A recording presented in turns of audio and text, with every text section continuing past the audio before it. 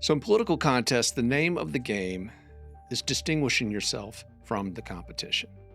Our guest today, probably not going to have too much of a problem with that. You are definitional distinguished. Colonel Alex Pelbath, I appreciate you joining us today. Likewise. Appreciate the opportunity to be here. Thank you. You're the recipient of one of the nation's most historic awards, the Distinguished Flying Cross. I think they've been awarding that since 1926. But you're also the recipient of a brand new award, Sully Sullenberger Award for Courage. So your rep has covered the century when it comes to these honors. And again, those some of the highest honors that you can award for aerial accomplishment. But when we were talking before you sat down, one of the things that I found interesting was you said, yeah, we can talk about that, but the thing I really want to talk about is my family. I thought that was really cool that you said that. Tell us a little bit about that family and why that's your main motivator. Yeah, I appreciate it. I think maybe the most common way to say when you talk about life priorities, and certainly what I carried with me, a lot of military members carry with us, is faith, family, and freedom in that order. And so I think that's why it's important for me to get that out first. I mean, we are a Jesus-loving, God-fearing, America First family.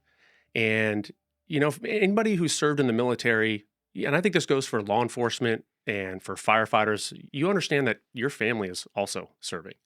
And the same stressors that get put on the military member go on your families, either wondering, what it's going to be like when you get a call and your family member goes out the door. And then certainly in the military, the moving around piece. So I would say my family served just as long as I did in 22 years. I have an amazing family. I graduated the Air Force Academy in 2001. And right as I was graduating, that was the most important thing happened to me. Besides becoming a Jesus follower, it was meeting my wife. And we've been married for 22 years, moved all around the country doing the Air Force thing. And along the way had two amazing kids. Both my kids are in college at this point. My daughter just started her college journey. She's at Palm Beach Atlantic University in Florida. Wow. And my son is about to graduate from Liberty University. He's studying pastoral leadership and he's going to enter the ministry field. So I would say he got a call to service just like I did, just a slightly different path. And for what we're venturing down now, we very much look at it. This is a family affair for us, and it is about just a continuation of our service. Our family Bible verse is from Luke 12:48, and it says, "To whom much is given, much is required." We feel very incredibly blessed that we live in the greatest country in the world, and so it's incumbent upon us to continue to serve to ensure that other people have the same opportunities we did. Well, I want to ask you a little bit about that service. 4,000 hours flying, 1,000 in combat situations, including the last flight out of Afghanistan. I was thinking about that before you came in, about how you must have been feeling in that moment. How do you separate the historical significance of what's happening with what's obviously a mission? You've got a job to Yeah. do. What kind of thoughts go through your mind, and how do you stay focused on that mission? And Yeah, the final missions, we're talking August of 2021, Biden's disastrous withdrawal from Afghanistan. Everybody, the world watched that happen on TV. We at the time, I was leading the C-17 Special Operations Unit at Charleston Air Force Base. If folks didn't know, Charleston is home to the largest C-17 base in the world and the only C-17 Special Ops unit in the world. And we're part of the nation's immediate response force. So typically first in, last out kind of thing.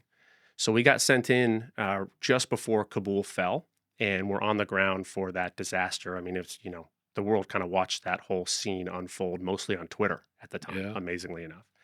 And then 17 days later, it concluded, and I and my team, we executed the last mission out as well, and I flew the last airplane out. I will say in the midst of that, one, aware of the significance, especially at the end. I knew in the moment that I was flying the last airplane out of Afghanistan, and I'll never forget the final images I had of watching our aircraft take off. It's all at nighttime, completely blacked out. We're flying on night vision goggles only, and so I just have this great picture in the middle of the night of all the aircraft leaving. And then 10 minutes after takeoff, at a predetermined point, I got to make I'd say privileged to make the radio call where I passed a code word, and with that code word, it officially ended America's we were longest war. out. And that involvement dated back to, you just mentioned when you went in to the Air Force Academy. I mean, this has not been Right, a right. quick operation. I got to ask you, what went wrong in Afghanistan? In Afghanistan specifically. So I graduated Air Force Academy in 2001. Hmm. 9/11 happened right after that. I mean, 4,000 hours flying and all that combat time, and it's because literally the entirety of my career was spent in wars in Iraq and Afghanistan. I would say the two are very different, Iraq and Afghanistan. How so? I would say it was a mistake to go to Iraq. And it wasn't a mistake initially to go to Afghanistan. We were hunting bin Laden. I mean, this was a righteous war. I mean, this isn't America wasn't after revenge. We were after justice. And so we went to Afghanistan and eventually we got him. And I think an argument can be made that we stayed too long, and an argument can be made that we didn't stay long enough. So the way that I look at our 20 years in Afghanistan was that one, we lost a lot of American lives. I don't think we ever downplay that aspect of it. But for 20 years, we did bring a taste of freedom to a people who had never experienced it. I think the mistake we made was assuming that we could change their culture to be like ours, and we just look. History has shown us that can never be the case. I mean, if you know your history, Alexander the Great tried to conquer Afghanistan. I was in Afghanistan in cities with the same name in the same battlefields as Alexander the Great. We weren't going to change the culture in Afghanistan. The Russians tangled with them a bit Of too. course, and of course, that ended poorly for them as well. Yeah, it did. I think the biggest mistake though was what happened at the end. Okay, so with this we were given an end date, an arbitrary end date. I'd say, two basic things about military strategy. One, don't put an end date on a military operation, right? Let the military do what they need to do when they need to do it. And two, don't tell the bad guys your plans. Right. And Biden did both of those things. And so in midst of that evacuation, this is when I knew there was a moment, the lowest moment I had in there during that 17-day operation was we had just flown one of the difficult missions we had. It's probably right in the middle. And we'd landed about 2:00 in the morning back at our base. And we're tired and we all go to the chow hall. This is what aircrew do when you're done flying, is go to the chow hall. We happen to see on the news that Al Jazeera News is playing, and it's the Taliban commander on TV. And look, at this point, it's not going well for America, right? We have this arbitrary end date, and we could just see that we're not going to make it. The math's not adding up to get out of there to do what we need to do. So the Taliban commander comes on, and he gives us an ultimatum. He says, August 31st is a line in the sand. America will be gone by August 31st. Wow. So you imagine the way that we felt dealing with this, and then seeing a terrorist on TV, right? Sort of the discussion around the table is, since when does a terrorist tell the United States of America what to do? Yeah. We better see our president on TV tomorrow, reminding the Taliban of who they are and who we are. Yeah. Well, we did see Biden on TV the next day. And understand from our perspective, this isn't just the president, this is the commander in chief, right? This guy's in our chain of command. This is the commander. And instead of rebuking the Taliban, he bowed down to them. And he agreed with that August 31st end date. And so I had two takeaways from that in the moment. One, our commander doesn't have our backs, right? Our boss does not have our backs out here. And number two, things are going to get harder before they get easier. And they did. 2 days after that, on August 26th, an ISIS terrorist detonated a suicide bomb and killed 13 Americans. Mm-hmm. These are the final 13 Americans to give their life in America's longest war. At Abbey Gate. At Abbey Gate, you're right. And he wounded dozens more. And just, my takeaway from that is I've witnessed firsthand the devastating consequences of our career politicians' weak leadership. I mean, this is what I saw out there. It's the first time I'd ever been that connected to presidential policy. He says something on TV, and 24 hours I'm dealing with it. And the fact is that there are real and terrible consequences to career politicians and their weak leadership. Now, you're running for office as part of the body that is supposed to declare war in our country. It hasn't worked that way for a long time. But nonetheless, I do want to ask you the question, having seen what you've seen, having experienced what you have experienced, and we're going to talk in a moment about some additional experience you got on this that's even beyond your military history. But what would your doctrine be for applying military might, America's military might around the world? What is your doctrine? When should we go in? What should our objectives be? And what should our exit strategy be?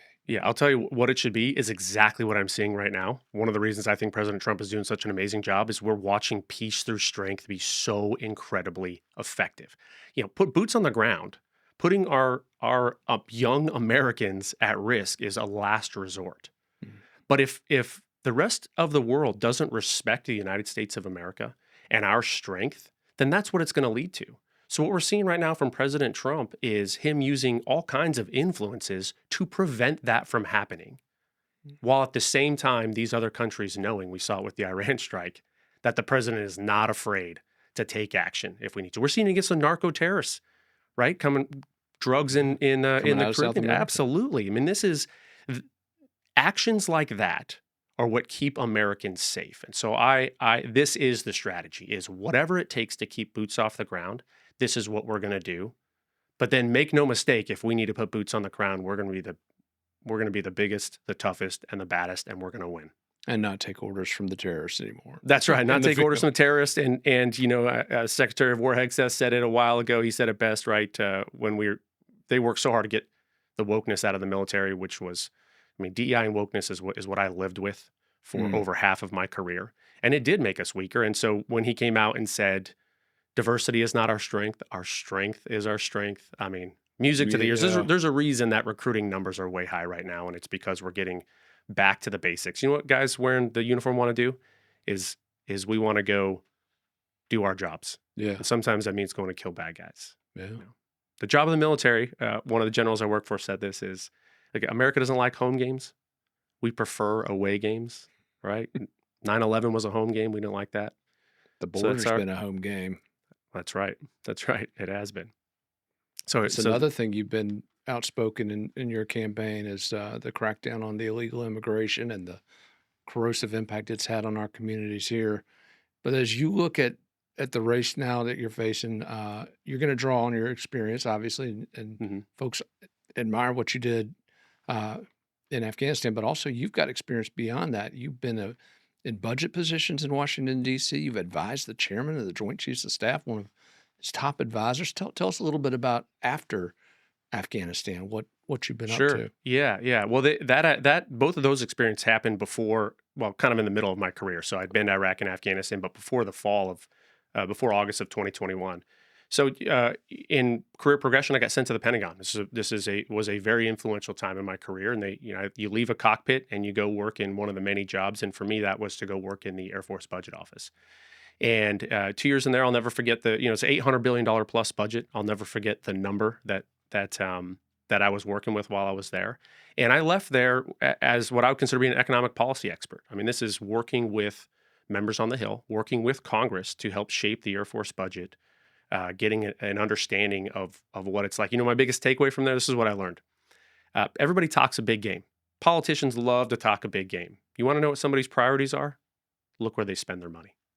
If we're not putting dollars behind it, it's just words. And so it's, unfortunately, I see a lot of that here in South Carolina as well. But so after that job, I got selected to go work for the chairman of the Joint Chiefs of Staff and travel the world with him and get a firsthand glimpse into building national defense policy. Two of the most, I'd say, impactful jobs, even more than being a pilot, to this world, this path that we're venturing now.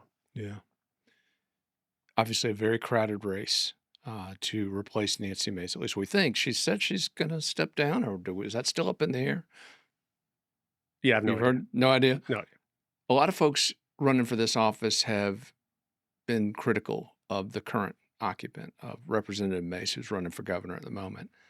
How do you see her performance? How do you see your style, your leadership approach differing from hers if you get this opportunity? Yeah, my leadership style is going to be very, very straightforward and transparent. I will lead the way that I've always led and that I led in the military, which is, my favorite definition of leadership is doing the right thing regardless of the consequences.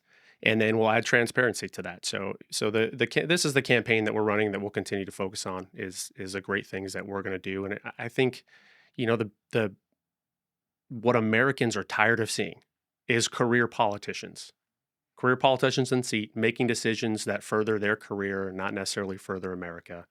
The campaign we're running, what I will do in this seat is bring leadership and respect back to the 1st Congressional District. And what do you make of the field? You mentioned career politicians. Obviously, a few of those are campaigning for this seat. It kind of starting to feel like every local politician is throwing their name in the ring for this. And look, if I thought there was a better candidate, I wouldn't be running first and foremost, obviously. And for me, it's about that. I'm just I'm tired of the politics. This needs to be about policy, not politics, leadership and not politicians. And once again, I think this is what America desires. I think what the constituents of the Low Country desire is to see real, credible leadership in that position. I'll throw a number at you. 38 trillion. What do we do about that number? National debt, obviously, is the number you're referencing, 38 trillion in national debt we just hit. Two-pronged approach.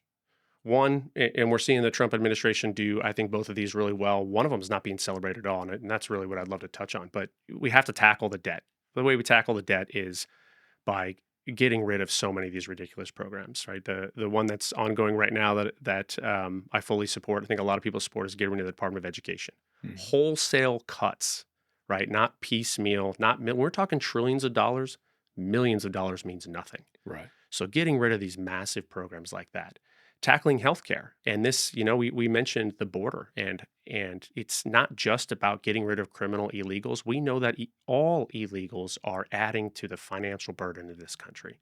We see what it's doing to our healthcare, right? We never will be a society that turns away somebody from an emergency room. Well, somebody's footing that bill, and it's us. It's the American people. So tackling the debt is important. Equally important is growing the economy. So I think a more impactful number than the debt is the deficit. And the deficit is simply the difference between GDP and the debt. Right now, we're upside down on that. It's about 28 trillion. But the way the math works out, because we're dealing with such large numbers, is once we start growing the economy and increasing our GDP, we start tackling the debt itself. So President Trump, the American people had inherited a very slow growing, almost non-existent growth economy from the Biden administration. I think it was growing at like 1.7% GDP, well below. I mean, that doesn't even cover the interest on our debt.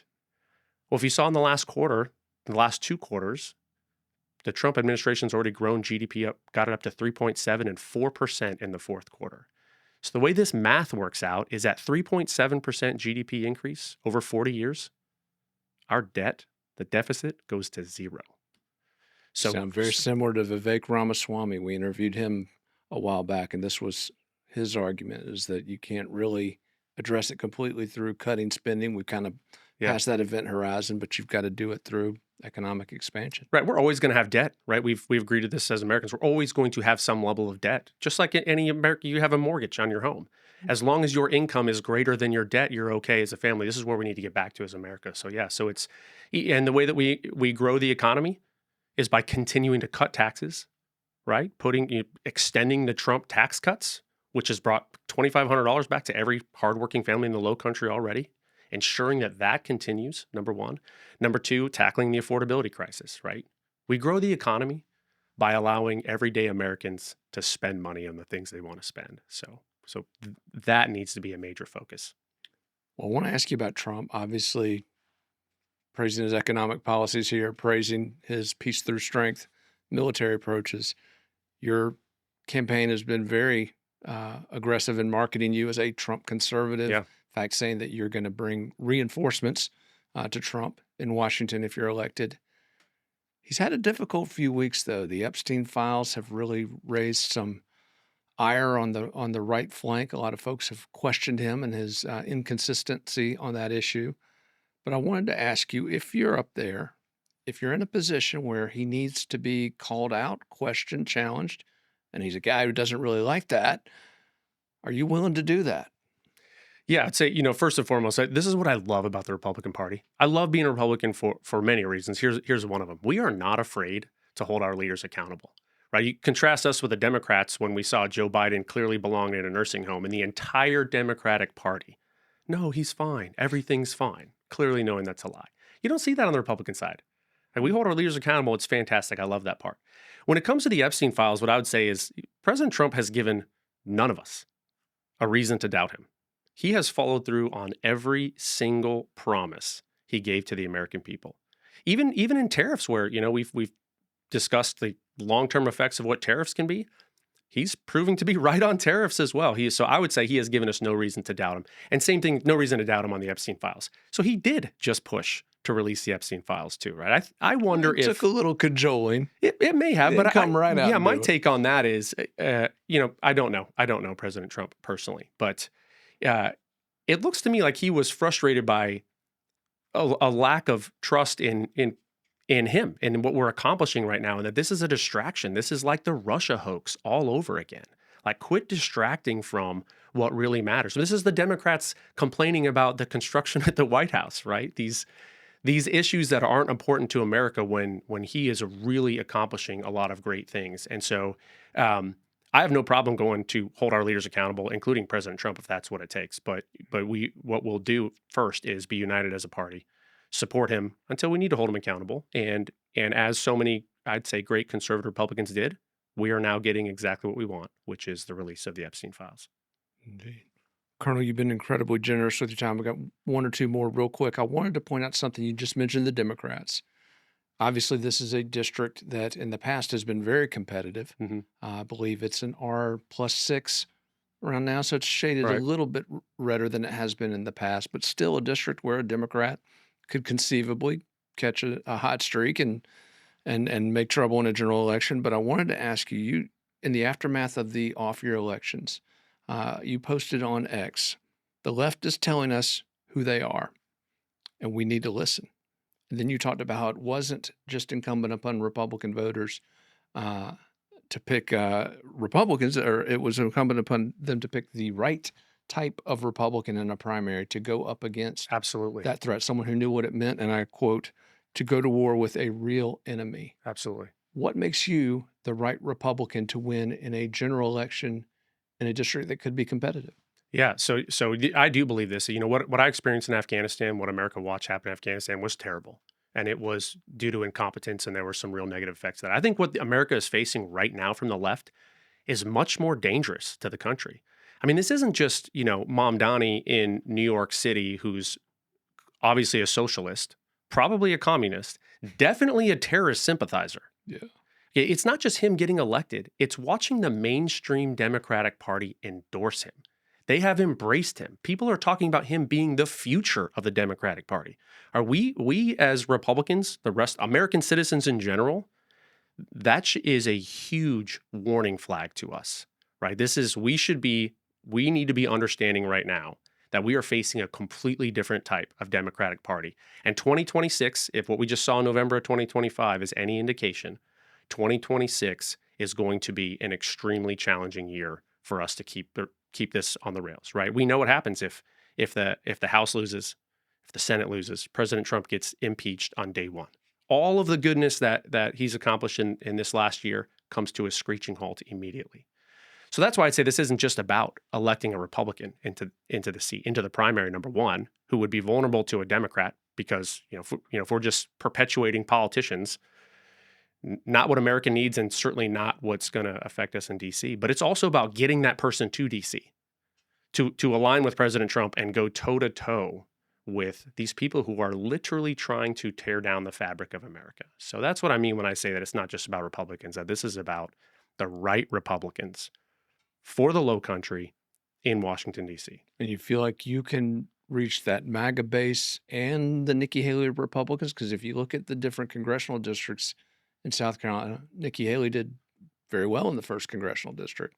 A lot of those more moderate Republicans in that district, you think you can appeal to that entire cross spectrum of? Yeah, I think what I'm going to appeal to is the fact that I'm not a politician. Everything you just kind of mentioned is like that's politics, Yeah, right? that's That's true. people on both sides having to choose sides. I've never done that. This wasn't a dream of ours to enter politics when I got out of the military. This is literally watching what's happening in America and realizing that I can't sit on the sidelines.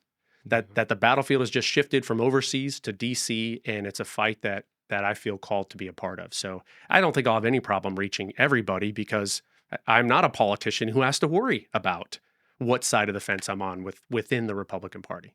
Indeed.